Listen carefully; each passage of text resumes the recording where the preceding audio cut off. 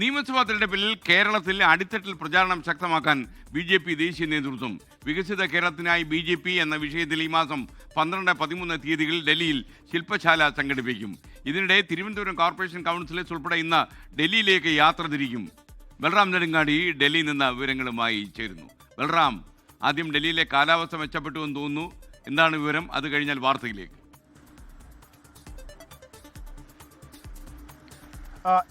ഡൽഹിയിലെ കാലാവസ്ഥ അല്പം മെച്ചപ്പെട്ടിട്ടുണ്ട്. തണുപ്പ് കുറഞ്ഞിരിക്കുന്നു. എന്നാൽ ഇപ്പോഴും അന്തരീക്ഷ മലിനീകരണം തോത് പരിശോധിക്കുമ്പോൾ വർദ്ധിച്ച ഒരു സാഹചര്യമാണ് ഉള്ളത്. അതുകൊണ്ട് തന്നെ നിയന്ത്രണങ്ങളെക്കുറിച്ച് ആലോചിക്കുന്നതിന് വേണ്ടി ഇന്നും യോഗം ചേരുന്നുണ്ട്.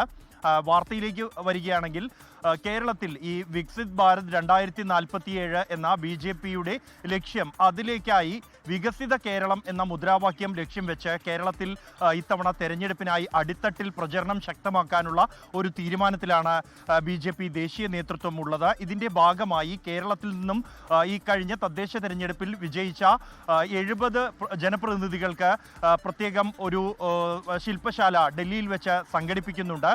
വികസിത കേരളം എന്ന മുദ്രാവാക്യം മുൻനിർത്തി തന്നെയാണ് ഈ ഒരു ശില്പശാല. വികസിത കേരളത്തിനായി BJP എന്നുള്ള ഈ ശില്പശാലയിൽ കേരളത്തിൽ പങ്കെടുക്കുന്നതിനുള്ള കേരളത്തിൽ നിന്നുള്ള 70 അംഗ ജനപ്രതിനിധി സംഘം ഇന്ന് കേരള എക്സ്പ്രസിൽ യാത്ര തിരിക്കും.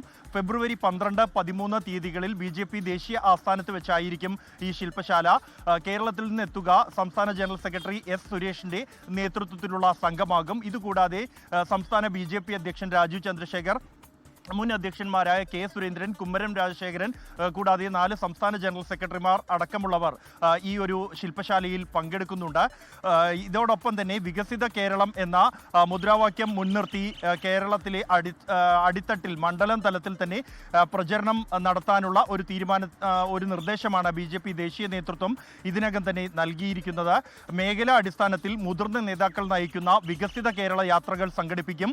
മണ്ഡലങ്ങളിൽ വികസിത കേരളം അദാലത്തുകളും ഒപ്പം തന്നെ കോൺക്ലേവുകളും നടത്തും. കൂടാതെ വികസിത കേരളം എന്ന മുദ്രാവാക്യത്തിൽ തന്നെ ബൈക്ക് റാലികളും പദയാത്രകളും വ്യാപകമായി തന്നെ സംഘടിപ്പിക്കാനുള്ള നിർദ്ദേശമാണ് നൽകിയിരിക്കുന്നത്.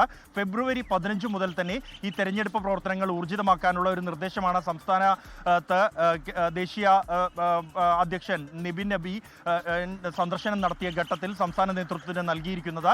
അതിന് മുന്നോടിയായി ഈ ശില്പശാല പൂർത്തിയാക്കി ഈ ജനപ്രതിനിധികൾ കേരളത്തിൽ മടങ്ങിയെത്തുന്ന തരത്തിലാണ് സമയക്രമം നിശ്ചയിച്ചിരിക്കുന്നത്.